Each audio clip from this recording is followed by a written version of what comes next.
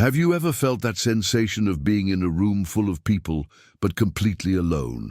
That perception that everyone around you is celebrating something that to you seems empty, artificial, almost grotesque? This is what happens when the calendar turns and everyone talks about fresh starts, blank pages, renewed hopes, while you look inside yourself and find the same emptiness as always. It's not that you're pessimistic or negative.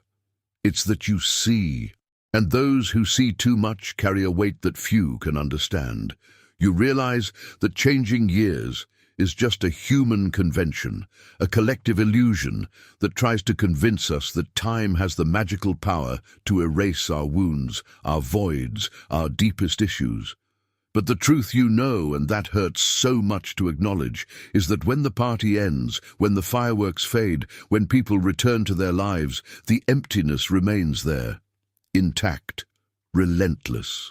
And you feel even more isolated, because everyone seems to genuinely believe that something has changed, while you know that nothing has truly changed.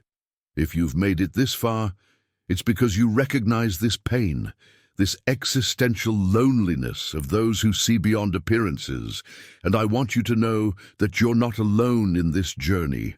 This channel exists exactly for people like you, who feel deeply, who question, who carry this beautiful and terrible burden of seeing life without filters.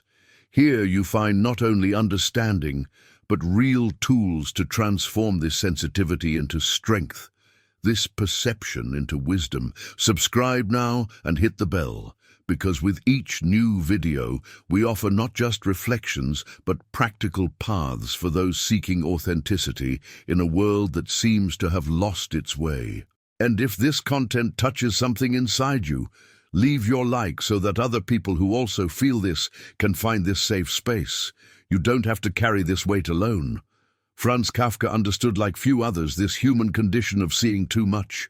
In his stories, we find characters trapped in absurd, incomprehensible situations where the rules of the game have changed without warning, and no one seems willing to explain what's happening. This is exactly how you feel when everyone celebrates the turn of the year and you remain there motionless, observing the spectacle with a mixture of fascination and horror. Because you see what others cannot see. You perceive that behind all this celebration, there's a desperate attempt to flee from reality, to create an artificial narrative of progress and renewal that masks the fact that we continue being the same people, with the same fears, the same patterns, the same voids. And this isn't cynicism on your part, it's lucidity. A lucidity that hurts, but that is also a rare gift in this world of collective illusions. The emptiness of those who see too much is not a disease to be cured. It's a characteristic, a mark of those who have developed a sharp perception about the real nature of things. You're like a detective of the human soul, capable of perceiving the contradictions, the masks, the self-deceptions that allow most people to function on autopilot. When others look at the turn of the year and see hope, you see the cyclical repetition of an illusion. When they see renewal, you see the same play being reenacted with new costumes. And this ability to see through appearances puts you in a unique and often solitary position. It's as if you were the only adult at a children's party, observing with a mixture of tenderness and melancholy the games and fantasies that you can no longer share. But here's the fundamental question that Kafka teaches us through his work and his own tormented existence. This emptiness you feel is not the end of the story. It's the beginning of a deeper and more authentic journey. It's the space where true transformation can happen, because while others are busy painting over the cracks, you have the courage to look directly at them. And only those who have this courage can find real, lasting solutions that go beyond the superficial patches that our culture offers. The emptiness of those who see too much is like land that has been cleared of all false constructions, all comforting illusions, all well-intentioned lies that prevent us from seeing who we really are and what we really need. Think of a forest after a fire. At first glance, it seems like pure devastation. Burned earth, charred trunks, a desolate landscape that can seem hopeless, but those who know nature's cycles know that it's exactly under these conditions that the most beautiful and resilient plant species are born. Fire cleans the terrain of all old and diseased vegetation, creating space and nutrients for something new and stronger to grow. Your existential emptiness functions similarly.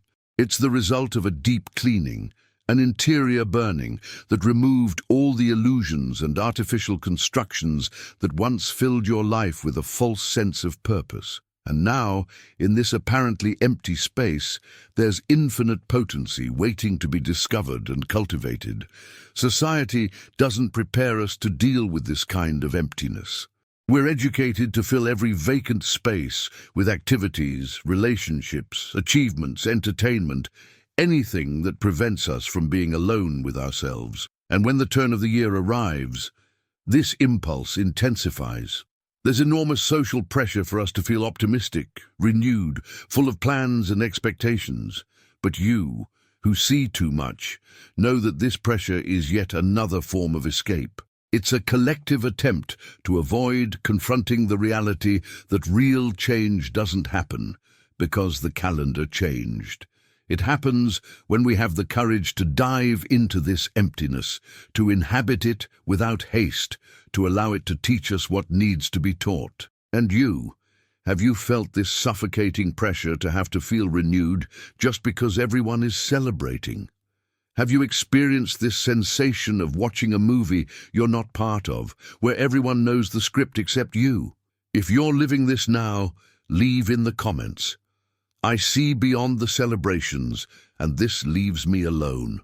Your courage to name this experience might be exactly what another person needs to see today to know they're not alone in this feeling. Sometimes, recognizing that we're not alone in our solitude is the first step to transforming it into something fertile and creative. Kafka spent his entire life exploring this human condition of being displaced, of not being able to fit into the systems and narratives that everyone around seems to accept naturally. In The Metamorphosis, Gregor Samsa wakes up transformed into an insect. But the real tragedy isn't his physical transformation. It's the discovery that his family, which once depended on him, now sees him as an unbearable burden. It's the perception that the bonds he believed to be solid were in fact conditional and fragile. Similarly, when you can't participate in collective celebrations, when you don't feel the euphoria that everyone expects you to feel at the turn of the year, it might seem like something is fundamentally wrong with you. But the truth is the opposite. Something is too right with you. Your inability to delude yourself with superficial changes is a sign that your soul demands something deeper, more authentic, more true. It's as if you were a musical instrument tuned so precisely that you can't play in harmony with out-of-tune instruments. It's not that you're broken. It's that you're calibrated to a different, more refined frequency that few can perceive. And this is both your blessing and your curse. Because seeing the truth has always been a heavy responsibility, but also a rare privilege. Time, for those who see too much, is not linear. It's not a sequence of moments that accumulate in constant progress. It's cyclical, recursive, full of patterns that repeat in increasingly deeper layers. You perceive that the same dramas are staged in different contexts, that the same wounds manifest through new symptoms, that the same searches disguise themselves with different names. And when a symbolic date like the end of the year arrives, this perception intensifies. You see with crystal clarity that the passage of time doesn't automatically heal anything, doesn't resolve anything, doesn't transform anything by itself. It's just a neutral backdrop against which we continue representing the same roles, fighting the same battles, fleeing from the same ghosts. But this perception, however painful it may be, is also a gateway to a completely different way of living. When you stop expecting time to do for you the work that only you can do, when you stop believing that external changes will fill your internal voids, when you accept that real transformation is a slow, intimate, and often invisible process, only then can you begin to work with the forces that truly matter. You can begin to cultivate the fertile terrain of your emptiness, to plant seeds that grow at their own pace, to develop an authentic relationship with yourself that is independent of external validations and celebrations. There's a fundamental difference between being empty and being emptied. Being emptied is having something torn from you against your will. It's feeling that you've lost something that should be there. Being empty is having created space. It's having consciously removed what no longer serves. It's having prepared the ground for something new and true. The emptiness of those who see too much is of this second type. It's a conscious, chosen, cultivated emptiness. It's the natural result of a mind that refuses to accept cheap substitutes for authentic experiences. It's the inevitable consequence of a soul that has grown beyond the superficial consolations that satisfy most people. And this explains why you feel so displaced in collective celebrations. It's not just that you don't feel what you should feel. It's that you feel something completely different. While others experience blind hope, you feel a more mature, more realistic hope, based not on the illusion that time will solve your problems, but on the confidence that you have internal resources to face them. While others celebrate abstract possibilities, you're dealing with concrete realities. While others make promises they know they won't keep, you're committed to a transformation process that doesn't depend on dates on the calendar. Kafka's work shows us characters who find themselves in impossible situations, where the rules don't make sense and no one can explain what's happening. But if you read carefully, you notice that these characters have a peculiar dignity. They maintain their humanity even in inhuman circumstances. They continue seeking understanding, even when understanding seems impossible. They preserve their integrity, even when the world around them has completely lost its way. And this is the deepest lesson we can extract both from Kafka and from the experience of seeing too much. Our humanity doesn't depend on being understood by others. Our integrity doesn't depend on fitting into social expectations. Our dignity doesn't depend on being able to celebrate what everyone celebrates. There's a strange and moving beauty in the solitude of those who see too much. It's the beauty of the night watchman who stays awake while everyone sleeps, protecting something precious that he himself can't completely name. It's the beauty of the gardener who works in silence, caring for plants that may never bloom in his lifetime, but that he'll leave as a legacy for future generations.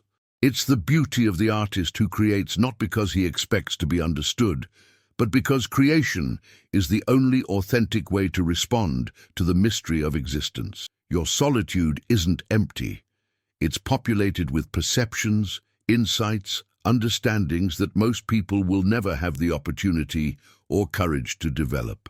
When you fully accept this condition of being someone who sees too much, something magical happens. Emptiness stops being your enemy and becomes your ally. Isolation stops being your punishment and becomes your sanctuary. Difference stops being your curse and becomes your strength. Because finally, you stop fighting against your own nature and begin to collaborate with it.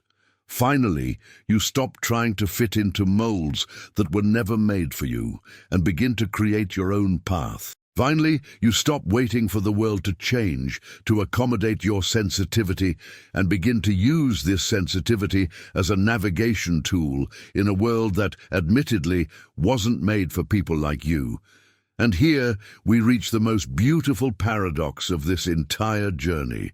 When you stop trying to fill the emptiness, it reveals itself not as absence, but as presence, pure presence, infinite potency, sacred space where all possibilities coexist. It's like the difference between a house full of old furniture and an empty house ready to receive consciously chosen furniture. Your emptiness isn't lack, it's abundance in potential. It's not an end, It's a beginning. It's not death. It's birth. And once you understand this, really understand, not just intellectually but viscerally, your entire relationship with solitude and difference transforms. You stop being a victim of your own lucidity and become its master. The year can turn as many times as it wants. The calendar can promise infinite fresh starts. People can celebrate renewed hopes until they're exhausted. None of this touches what truly matters in your journey. Because you've learned to find meaning not in external milestones, but in the almost imperceptible internal movements that constitute true human transformation. You've learned to celebrate not when the world gives you permission, but when your soul recognizes that something genuinely new has been born within you. You've learned to have hope not because the future seems promising, but because you've developed a relationship of trust with your own capacity to create beauty even amid chaos, to find light even in the densest darkness, to plant gardens even in apparently sterile terrain. This is your true nature, not that of someone who suffers from seeing too much, but that of someone who was chosen to be guardian of a deeper perception about what it means to be human. Your emptiness doesn't need to be filled by artificial celebrations. It's already complete in its own vastness, fertile in its own quietude, full in its own capacity to welcome whatever life brings. And in this understanding, you find not only peace, but a totally new way of being in the world. A way that honors both your difference and your belonging to the great human family of all those who, throughout history, have had the courage to look beyond appearances and find in the heart of solitude seeds of a wisdom that the world isn't yet ready to understand, but that you can cultivate in silence, patiently, lovingly, until the right moment comes to share it.